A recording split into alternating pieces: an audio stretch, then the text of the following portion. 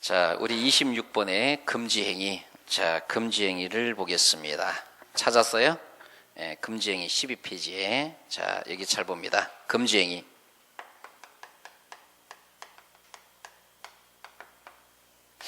자, 금지행위는 뭐냐? 여기 7가지가 있는데, 자, 여기 잘 보시죠? 매도인하고, 자, 매수인하고, 중개업자가 이 부동산을 거래계약 체결한다. 자, 거래계약이 매매, 교환, 임대차 계약이라 그랬죠. 자, 거래계약 체결한다. 그러면 물건 접수 내놓고 의뢰 접수 내놓고 자, 거래계약 체결한다.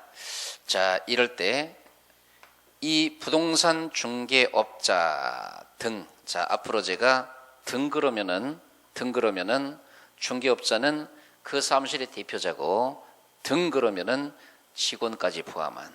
자, 그래서 중개업자하고 사용인들은 직원입니다. 그죠? 자격증이 있는 사용인을 뭐라 그랬죠? 소속공인회사. 자격증이 없는 사용인을 뭐라 그랬죠? 중개보조원. 자, 이러한 중개업자 등, 이들을 중개업자 등, 자, 이들에게 공인중개사법에서는 7가지의 금지행위를 규정했다는 거죠. 금지행위 7가지. 그러면 금지행위 7가지는 법으로 규정한 거에 중개업자 등이 지켜야 될 의무 중에 하나인 겁니다. 무조건 이것만 다 지키면 된다가 아니고 여러 가지 의무 중에서 하나인 거예요. 아시겠어요? 자, 그래서 이걸 놓치면 안 돼요. 중개업자 등이 금지 행위를 하지 말아라. 당연한데 이것만 주의하면 되는 것이냐? 그렇지 않아요. 다른 것도 의무가 많아요. 그 중에 하나가 금지 행위다. 의무 중에 하나다. 이렇게 정리가 되죠. 몇 가지가 있다고요? 7가지가 있다. 7가지가. 자, 7가지가 있는데 첫 번째가 법정 중개 대상물의 매매업. 자, 이거를 금지하라. 이거 하지 말아라. 법정 중개 대상물의 매매업. 자, 이거 하지 말아라.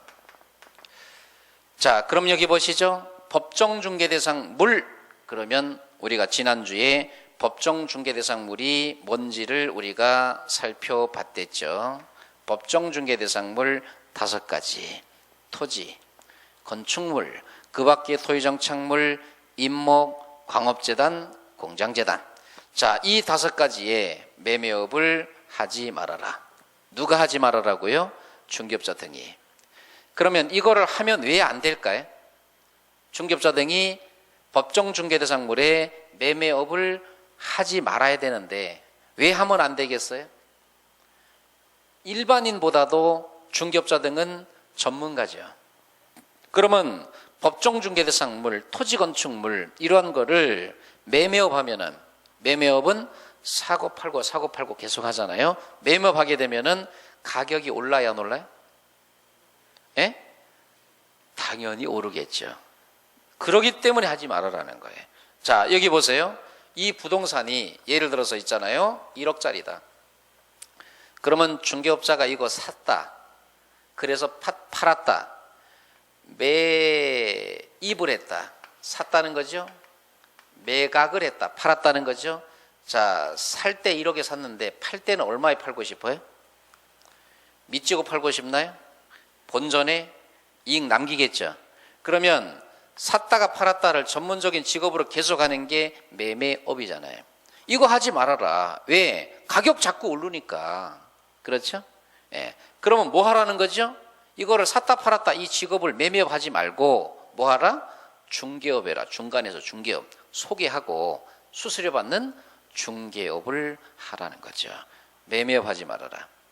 취지가 뭔지 아시겠죠? 예. 지금 이 기초 수업을 할 때는요. 지금은 암기를 안 해도 될 것 같습니다.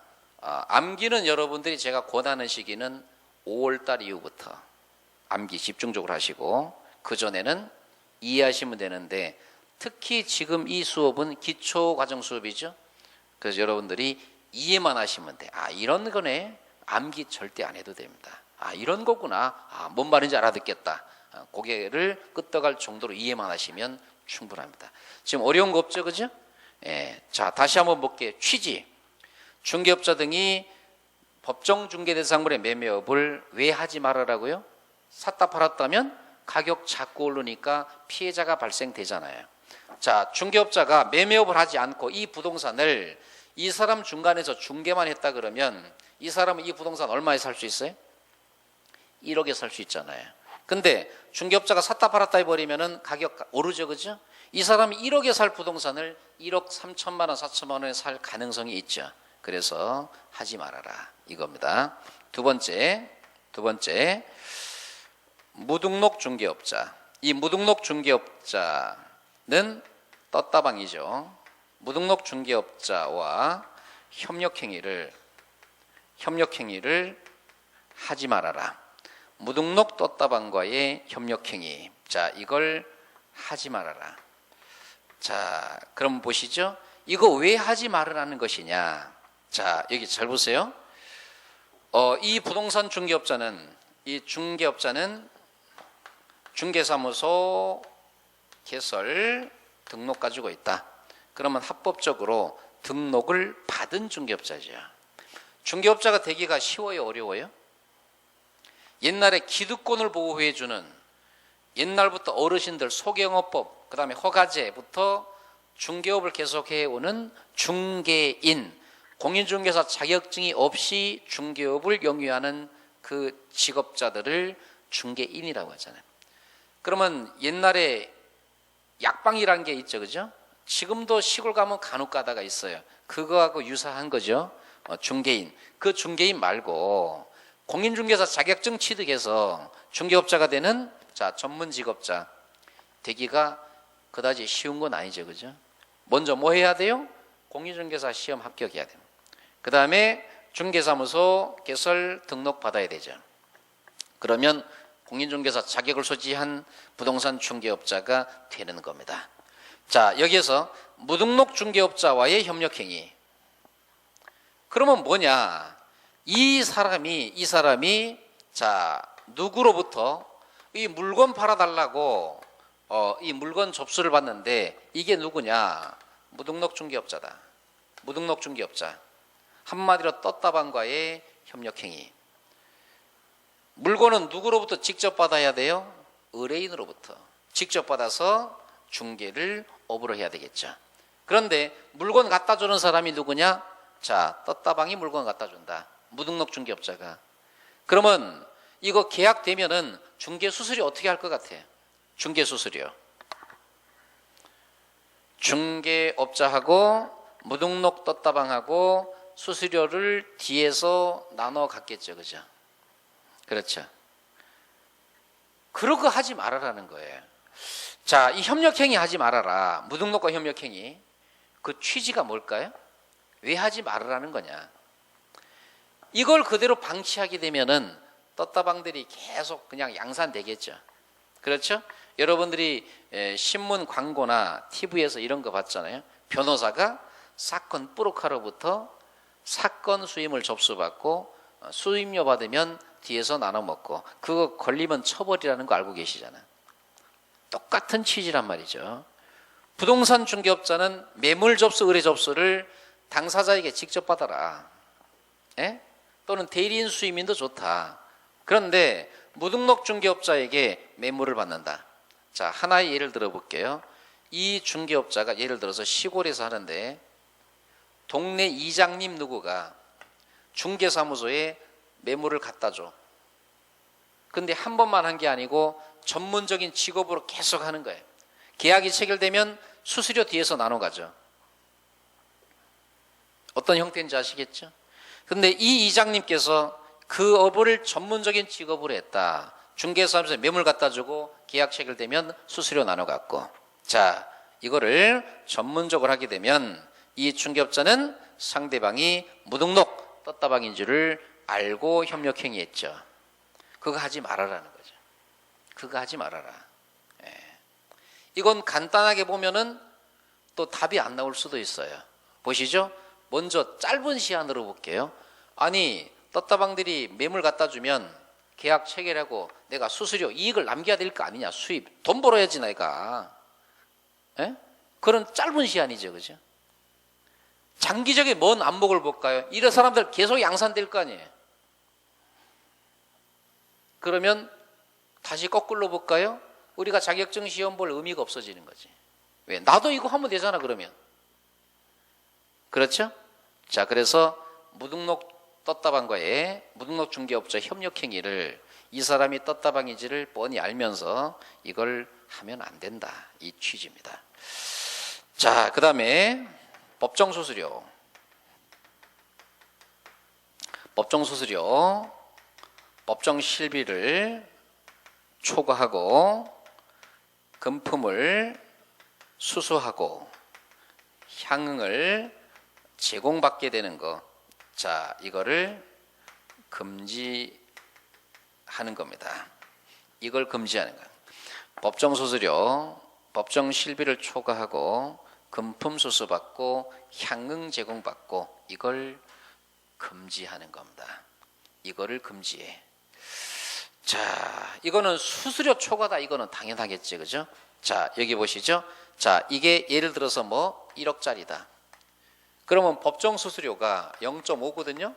곱하기 0.5, 50만 원. 그러면 중개업자는 매도인에게 수수료 50만 원 받는다. 뭐 당연하죠. 매수인에게도 50 받는다. 당연하다는 거야. 그런데 수수료를 더 받으면 처벌이라는 거죠. 자, 예를 들어서 법정 수수료 50만 원인데 한 100만 원 받았다. 그러면 수수료 초과받았죠? 당연히 처벌이다. 예, 왜? 법정 중개수수료 규정을 지켜라 이거죠. 자, 근데 문제가 있습니다. 예를 들어서 중개업자가 수수료 더 받을 마음이 없는데 의뢰인이 50만 원 주면서 사장님 진짜 고생하셨습니다. 제가 인사치레로 한 30만 원 봉투에도 담았습니다. 드시죠. 이럴 때 이 중개업자는 그걸 가지면 될까 안 될까? 예? 법정 수료보다 30 더 받았네, 그죠? 그럼 합이 80이네. 자, 이거 가져야 돼요, 안 가져야 돼? 예? 예? 예. 받아도 될까요? 받으면 안 되죠, 그죠? 처벌입니다. 아니 내가 달라고 요구 한 적도 없는데요. 의뢰인이 자발적으로 지급했는데 자발적으로 지급해도 밝혀지면 처벌이에요. 밝혀지면. 아시겠어요? 예, 자발적으로 지급해도 수수료 더 받은 게 밝혀지면 처벌이다. 이렇게 되는 겁니다. 그러면 중개업자는 만약에 의뢰인과 수수료 더 받았다. 그럼 어떻게 하면 돼요? 안 밝혀져야 되겠죠, 그죠? 그러면 수수료 더 받았으면 이 사람하고는 사망하는 그 순간까지 사이가 좋아야 되겠죠. 예. 그렇죠? 예. 아주 더티한 인간들을 하나 소개하겠습니다. 이 중개업자하고 이 사람하고는 고등학교 동기 동창이야. 그 친구겠죠, 그죠? 그래서 이 사람이 땅을 하나 팔아달라 그래서 친구가 중개해주고, 토지 중개 같은 경우는 수수료 초과가 굉장히 많잖아요. 그러니까 수수료를 상당히 많이 받았어요. 근데 몇 년이 흘렀는데도 있잖아요. 몇 년이 흘렀는데도 아무 이상이 없다가 부동산 중개한 이 중개한 대상물 이거 가지고 지금 싸움 난 게 아니고 뭐 가지고 싸움 나느냐. 동창회 운영 문제 때문에 저들끼리 싸운. 고등학교 동창회 운영 때문에 싸웠다고. 싸웠는데 너 괘씸하다. 한번 혼 좀 나봐. 이 사람이 중개업자를 몇 년 전에 자기 거를 중개해주고 수수료를 더 받은 그거를 신고해버린 거예요. 아따 이런 인간도 있더라고. 그래서요 중개업자 처벌됐다고. 그래서 수수료 더 받으시면은 그 중개 대상 그 사건 말고 다른 건으로 인해서도 이 사람하고 분쟁 생기면 안 돼요. 아시겠죠? 이렇게 되는 겁니다. 자, 금품을 수수했다, 향응 제공받았다. 이것도 수수료 초과로 처벌되는 겁니다. 수수료 초과로. 자, 뭐겠어요? 금품, 뭐 행운의 열쇠를 받았다, 뭐 당연하게. 뭐 양복 한 벌 받았다, 향응 제공 당연하겠죠. 이렇게 됩니다. 실제로 이런 것도 처벌 대상이었어요. 법정 중개 수료 받고 향응 제공 받았다. 일식집에서 광회를 한 사람 대접받았다. 그것도 향응 대접 제공으로 처벌되는 겁니다. 처벌이에요. 자, 네 번째, 거짓된 언행. 거짓된 언행, 그 밖의 방법으로 의뢰인의 판단을 그르치게. 거짓된 언행, 그 밖의 방법에 의해서 의뢰인의 판단을 그르치게 하는 행위를 하였다. 자, 거짓된 언행, 그 밖의 방법에 의해서 의뢰인의 판단을 그르치게 하는 행위를 하였다. 이게 상당히 포괄적인 개념입니다. 이게 상당히 포괄적이에요. 거짓된 언행, 그 밖의 방법으로 의뢰인의 판단을 그르치게. 이게 너무나 커요. 이 포괄적으로. 자, 이건 당연히 등기부 등본상의 거짓된 언행, 서류 관계. 예를 들어서 뭐 가등기가 되어 있는데 없다고 거짓말했다. 당연하겠죠, 그죠? 그렇죠? 그 다음에 실제 소유권에 대한 분쟁이 있다. 그러면 가처분 설정이 돼 있을 것이고 소유권 소송 중이다. 그러면 소유권이 나중에 어떻게 될지 모르겠잖아요. 그걸 뻔히 알고 숨겼다. 자, 또 하나, 뭐 벽에 금 같다, 물 샌다, 또 이런 거에 대한 이 실제 권리관계 이외에 사실관계에 대한 거짓된 행위, 기본적 사항. 또 공법상 이용 제한 거래 규제. 자, 이게 예를 들어서 개발 제한 구역 그린벨트 내에 있다. 그런데 건축행위 마음대로 한다고 막 거짓말 할 수가 있죠, 그렇죠? 그린벨트 지역 내에서 건축행위가 일부 제한받잖아요. 자, 이런 거를 거짓말했다. 상당히 포괄적으로 이렇게 정리가 되는 거죠. 자, 요 네 가지가 형벌 얻어맞고 행정처분 얻어맞습니다. 형벌 얻어맞고 행정처분 얻어맞는데 이 형벌은 자, 제가 이렇게 1년 이하 징역, 1년 이하 징역 또는 1천만 원 이하 벌금. 자, 앞으로 제가 이런 표현을 쓰게 되면 1년 이하 징역 또는 1천만 원 이하 벌금, 이런 표현을 쓰게 되면 제가 이렇게 약식으로 표시 이렇게 할 겁니다. 앞에 거 징역, 뒤에 거 벌금. 1년 이하 징역, 1천 이하 벌금. 자, 만약에 3년 이하 징역 또는 2천만 원 이하 벌금. 자, 이렇게 되면 3-2 이렇게 표시할 거니까요. 자, 행정처분은 등록을 취소할 수 있다. 등록을 취소할 수 있다. 이렇게 등록을 취소할 수 있다. 자, 이거를 임의적 등록 취소, 등록을 취소할 수 있다. 자, 앞으로 줄여서 제가 임등치 그러면은 중개업 등록을 취소할 수 있다. 이런 표현으로 이해를 해 주시기 바랍니다. 임등치, 임의적 등록 취소, 등록을 취소할 수 있다. 이렇게.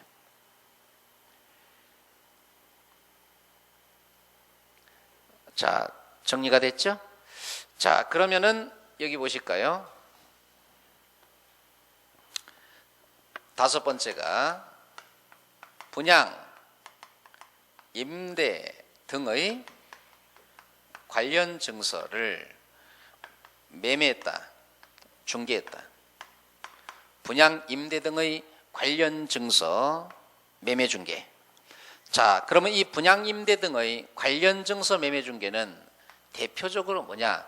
여러분들이 알고 있는 청약통장 있죠. 예? 내 집 마련 주택부금 뭐 1순위 청약통장 이런 거 있잖아요. 예, 청약통장.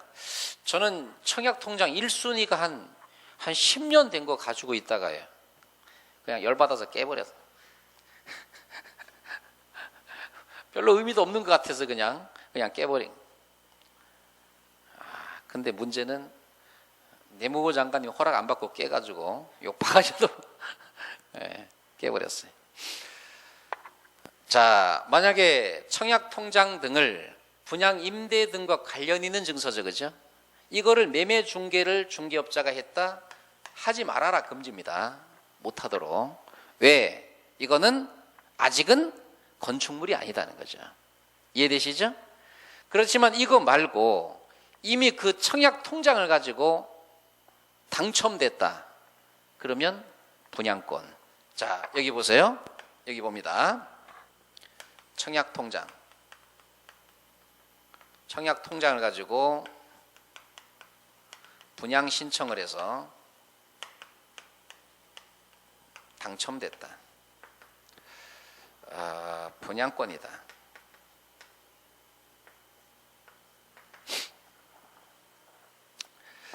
자, 지금 이 단계는 어느 단계냐?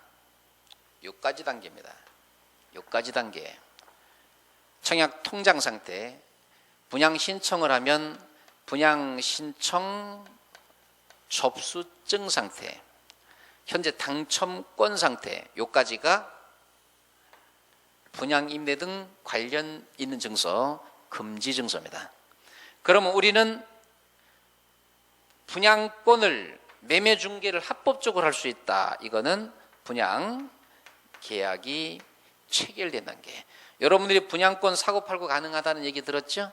자, 이 분양권은 분양 계약이 체결만 되면 금지 증서가 아니다. 우리가 금지 증서는 요까지를 의미하는 것이죠. 금지 증서. 자, 6번째, 중개 의뢰인과 직접거래, 쌍방대리를 금지하는 겁니다.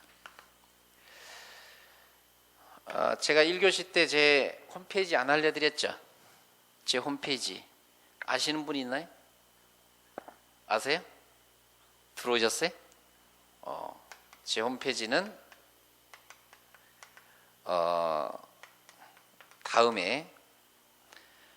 다음에 알려주는 게 아니고 지금 알려드리는데 제가 딴 학원에서 제 홈페이지는 다음입니다. 그러니까 어떤 분이 아니 지금 당장 알려주세요. 지금 당장 알려드리는데 가운데 검색창에 저 이름 장건 치고 엔터 치면 되죠. 주의할 사항은 장동건 치면 안 되죠, 그죠? 어떤 분이 저에게 그래요. 선생님 장동건을 아무리 쳐도 뭐 연예인 어쩌고만 나오고 안 나오는데요. 장건을 치셔야 됩니다. 그렇게 엔터 치시면 제 홈페이지 카페가 나오죠. 회원수가 좀 많습니다.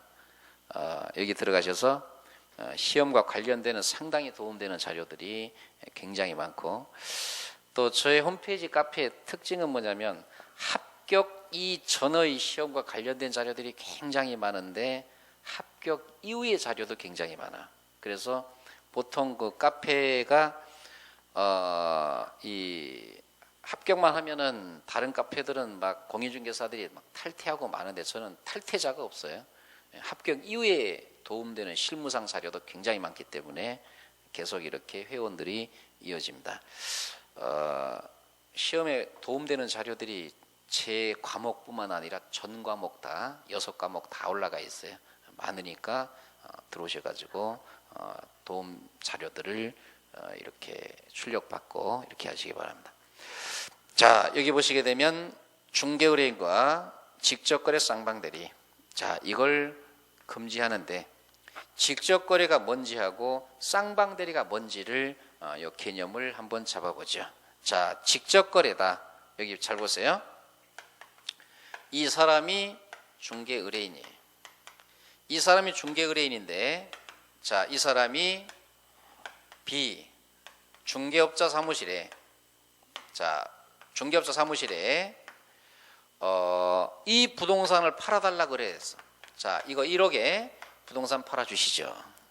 이때 이 중개업자는 C라는 의뢰인을 맞춰서 중간에 중개업자가 중개해야 되겠죠.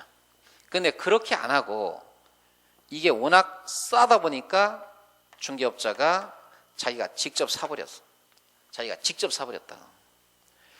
자, 그러면 이 사람은 누구 거를 직접 산 거죠? 자신의 중개 의뢰인 거를 직접 산 겁니다. 이게 바로 그 유명한 직접 거래다. 금지입니다. 자, 또한 사서 의뢰인을 발견해서 자기 명의 부동산을 팔았다. 자, 이것도 자신의 중개 의뢰인에게 이거를 직접 파는 거죠. 자, 이것도 안 된다. 금지입니다. 두 개가 동시에 벌어져도 금지고 둘 중에 하나만 벌어져도 이건 금지다. 이렇게 되는 거죠. 이해되시죠? 자, 그러면 중개업자는 자신의 중개 의뢰인에게 그 부동산이 아무리 싸더라도 그걸 사면 안 되고, 또 자신 명의 부동산을 자신의 중개 의뢰인에게 팔아도 안 돼요. 그러면 어떤 방법이 있겠어요? 내 거 팔고 싶다. 다른 중개사무소에 손님으로 내놓으면 되죠. 그럼 거기서 손님 붙일 거 아니에요. 그거는 되는 거예요. 그건 됩니다. 자, 그 다음에 쌍방대리는 왜 금지하는 것이냐. 자, 보시죠. 매도인이 있고 매수인이 있고. 자, 부동산 중개업자가 있습니다. 이 부동산을 예를 들어서 매매 계약한다. 이때 단순 팔아달라고 중개에 내놓은 거, 이걸 좀 전에 제가 중개 계약이라고 해요.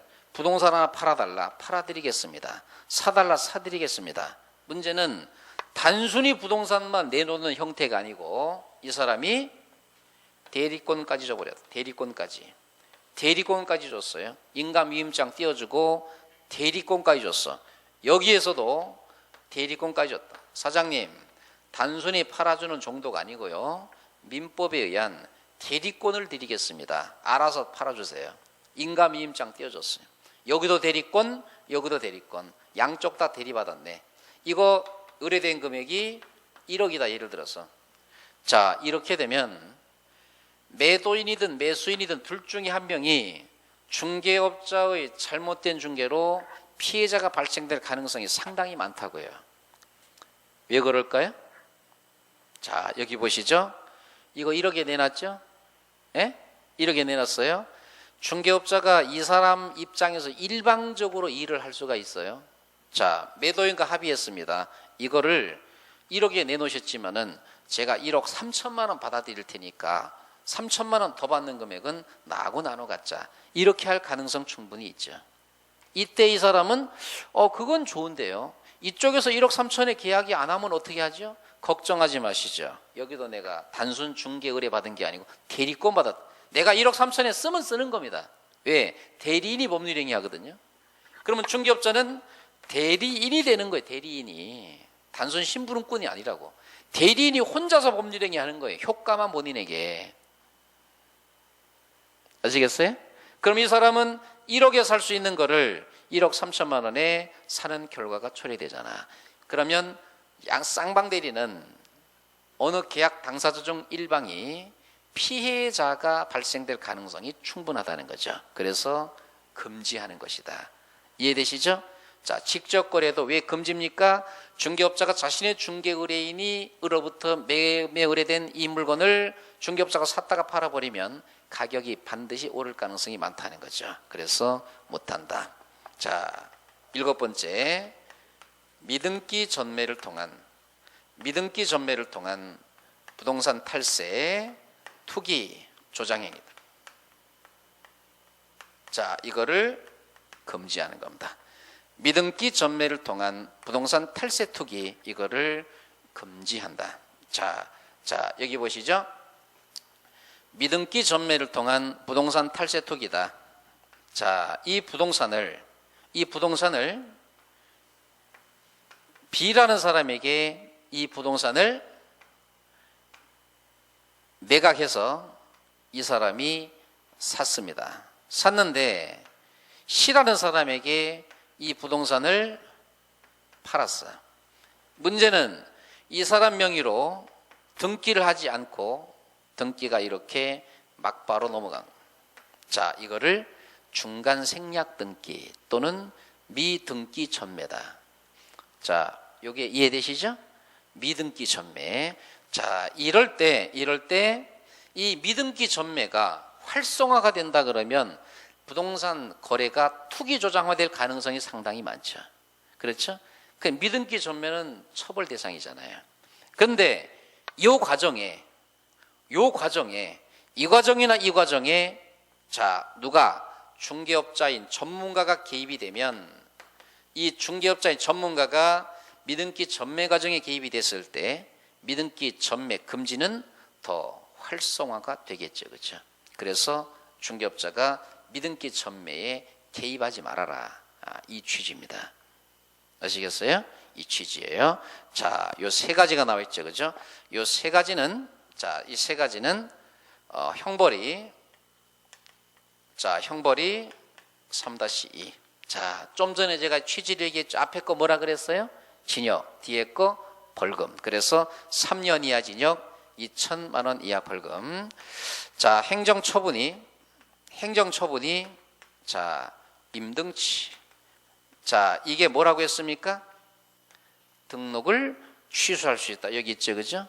임의적 등록 취소 줄여서 임등치, 중개업 등록을 취소할 수 있다. 이렇게 정리를 했습니다. 자, 만약에 이렇게 표현이 나오면 어떨까요? 이렇게 표현이 나오게 되면 자, 예를 들어서 절등치 이렇게 표현이 나오게 되면 중개업 등록을 취소하여야 한다. 중개업 등록을 취소하여야 한다. 그래서 절대적 등록 취소. 자, 절대적 등록 취소는 중개업 등록을 취소하여야 한다. 자, 줄여서 절등치. 자, 이렇게 표현하더라도 이 세 가지는 같은 말이다. 이렇게. 자, 그러면 금지 행위는 지금 몇 가지 나왔죠? 7가지, 그죠? 그렇죠. 그러면 1년 이하 징역, 1천 이하 벌금, 이 금지 행위 4가지하고 3년 이하 징역, 2천 이하 벌금, 금지 행위 3가지. 여기에서 공통점이 보이죠, 그죠? 1년 이하 징역, 1천 이하 벌금도 중개업 등록을 취소할 수 있다. 3년 이하 징역, 2천 이하 벌금도 중개업 등록을 취소할 수 있다. 이러한 행정처분의 공통적인 부분을 우리가 발견했습니다. 자, 그 다음에 우리 중개업자 등의 교육 27번에 중개업자 등의 교육을 보도록 합니다.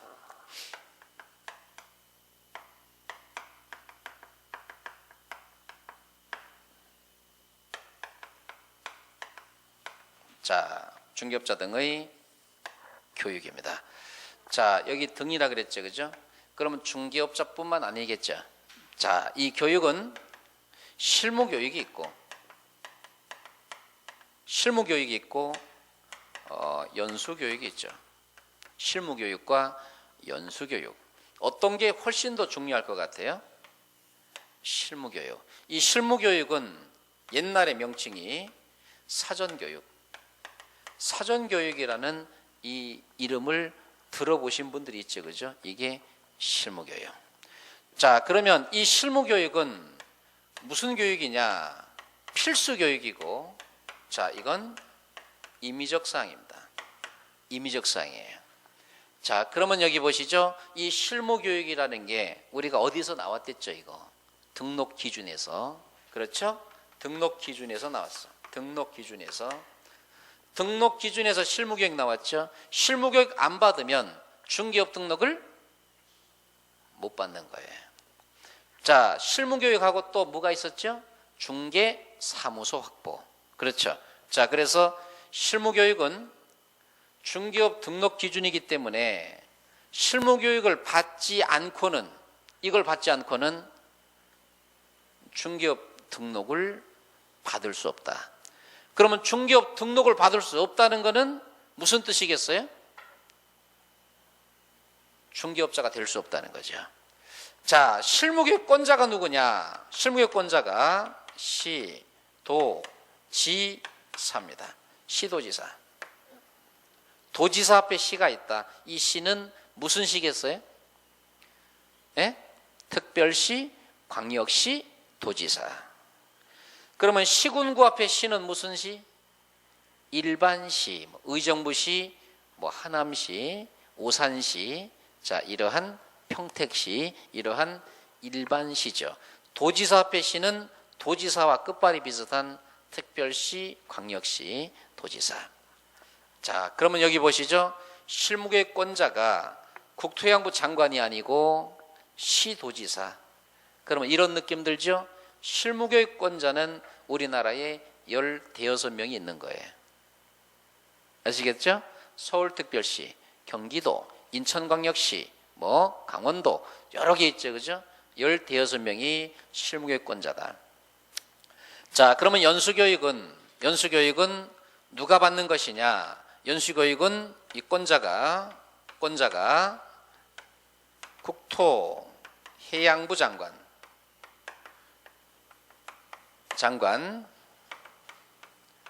시도지사, 등록관청, 국토해양부 장관, 시도지사, 등록관청이 연수교육권자가 되는 겁니다. 자, 잘 보시죠. 실무교육은 누가 시행하는 권자다? 특광도지사. 연수교육은 누가 시행하는 권자다? 국토해양부 장관, 시도지사, 등록관청. 그럼 누가 범위가 커요? 연수교육권자가. 그러면 연수교육은 누구를 대상으로 하는 것이냐? 중개업자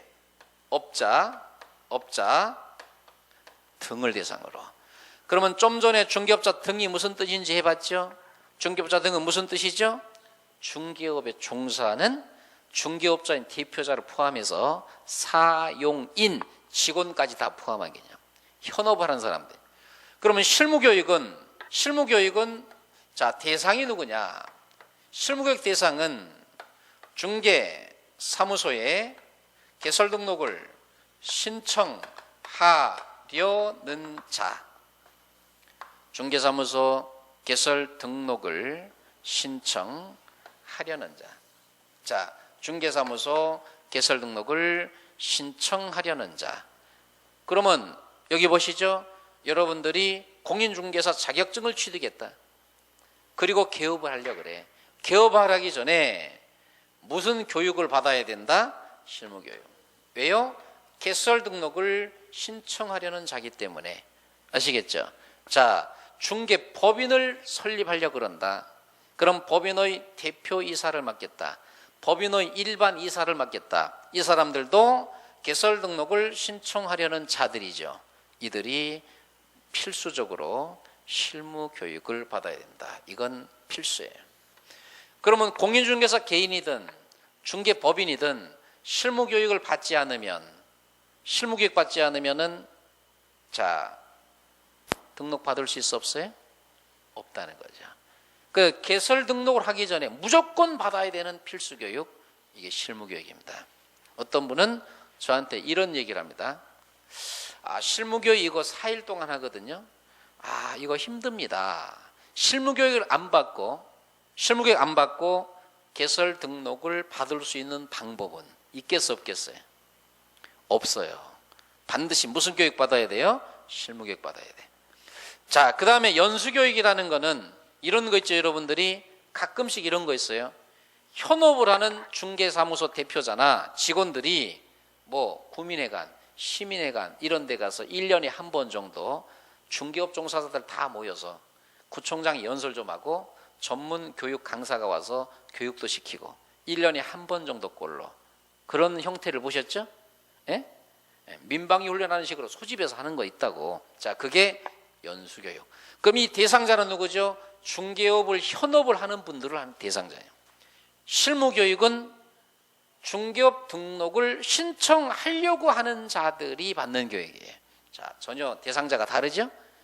이렇게 정리가 됐습니다. 자, 실무교육이 뭔지를 봤고 연수교육이 뭔지를 이렇게 봤죠. 자, 여기서 제일 중요한 거는 이번 시간에 뭐였습니까? 금지행위. 7가지. 이거는 시험에 나와야 안 나와요? 반드시 나오게 됩니다. 시험에 반드시 나와요. 7가지, 요 4가지하고 요 3가지. 이건 반드시 우리 공인중개사 시험에서 출제가 된다. 이렇게 정리하시고, 자, 그 다음에 여기 보시면은 중개업자 등 교육에서 실무교육, 연수교육 중에서 어떤 교육이 더 중요해요? 실무교육이 훨씬 중요합니다. 제가 이제 공인중개사 협회 교수이기 때문에 실무교육을 제가 협회에서 수업을 해요. 수업을 하는데 실무교육을 받으러 왔다 그러면 공인중개사 자격증이 있어요, 없어요? 있잖아요. 합격해서 개업하기 전에 필수로 받는 교육이라고. 근데 느낀 점이 뭐냐면 학원에서 공부를 하시는 분들하고 공인중개사 협회에 와서 실무교육을 받으시는 분들이 태도가 다르더라고. 태도가 어떤 면에서 다르겠어요? 제가 지금 무슨 말을 하려고 그럴까? 얼마나 목에 힘주는지요. 또 잘난 체는 얼마나 그렇게 많이 하는지. 여러분들은 그 공부를 하실 때 지금 자격증을 따기 위해서 공부하시잖아요, 그죠? 그러면 각 과목별로 선생님한테 질문할 때 알아서 질문해요, 몰라서 질문해요? 모르니까 질문하잖아요, 그죠? 왜? 선생님은 다 알기 때문에. 6과목 선생님들은 책 나중에 기본서 다 나와요. 이거 안 보고도 다 써요. 완전 그 과목에는 통달했거든. 그러니까 수업하잖아요. 근데 교육생 입장에서는 내가 이걸 좀 헷갈린다, 아무래도 좀 이해가 안 간다 이러면 선생님한테 질문하면 선생님이 답변해주고 거기에 대해서 진리를 깨우치게 되고 그렇게 되잖아요, 그죠? 근데 공인중개사 협회에서 실무교육할 때 재미있는 사건들이, 이 사람이 알고도 질문을 해. 알고도 질문하는 거는 선생님이 다 십몇 년씩 됐기 때문에 질문의 톤을 보면 딱 알아요. 이 정도를 공인중개사가 모르고 질문한다? 자격증 합격한 사람이 딱 보면 안다고. 눈만 봐도 알아. 이 사람 뻔히 알고 질문하는 거예요. 그 질문하는 톤이 뭐죠? 자기가 자기 나름대로는 엄청난 비밀인데 이거를 질문 던졌을 때 그 선생님은 답변 못할 것이다. 또 어떤 답변이 나올 것이냐. 테스트형 질문이 있단 말이에요. 참 재밌어요. 그래서 또 있잖아요. 이 협회에서 실무교육 하다 보면은 공인중개사 합격하신 분들인데 전부 다 전국 수석자만 있는 것 같아. 그렇게 그냥 너무나 막 자신감이 막 넘쳐버리더라고. 그러니까 우리가 그 공인중개사 시험의 합격, 이 합격은 자 합격자의 95% 이상이 점수가 어느 점수 때 확 몰려 있냐면 60에서 65점대에 합격자가 거의 다 몰려 있어요. 합격자가 학원을 1년 다녀도.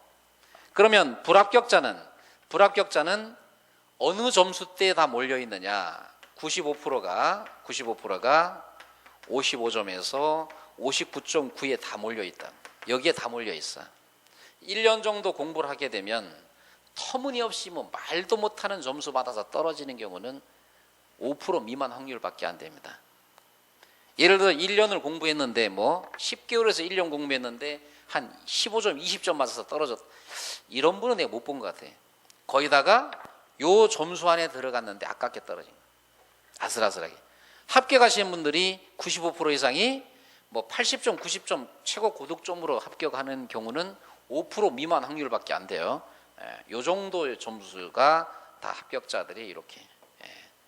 그럼 사실 합격자와 불합격자는 사실 뭐 종이 한 장 차이죠, 그죠? 한 1년 정도 공부하면 그날 운하고 또 공부를 어떻게 했느냐 마무리 상당히 이제 중요하게 이렇게 작용되는 거죠. 그러니까 여러분들도 1년 정도 준비하시게 되면 이 안에 다 들어가리라고 저는 확신합니다. 열심히 하시면 돼요. 자, 좀 쉬었다가 제4장 지도 감독 저 이렇게 해서 보겠습니다. 좀 쉬었다 보겠습니다.